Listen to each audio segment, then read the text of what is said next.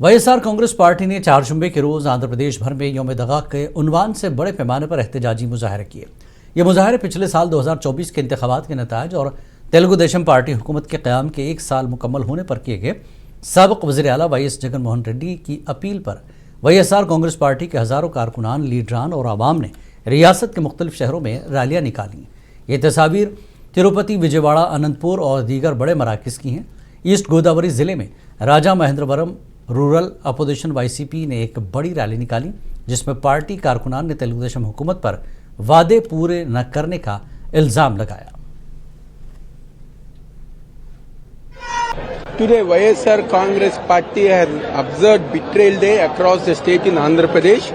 Our YSR Congress Party leaders, cadre, everyone came onto the streets, hold rallies and given representation to the local authorities regarding implementing the schemes which were promised by Chandrababu Naidu-led coalition government before elections. Today, we are demanding Chandrababu Naidu to implement the schemes, to fulfill the schemes which he has been promised. Today, the people of Andhra Pradesh has believed in his words, voted for him.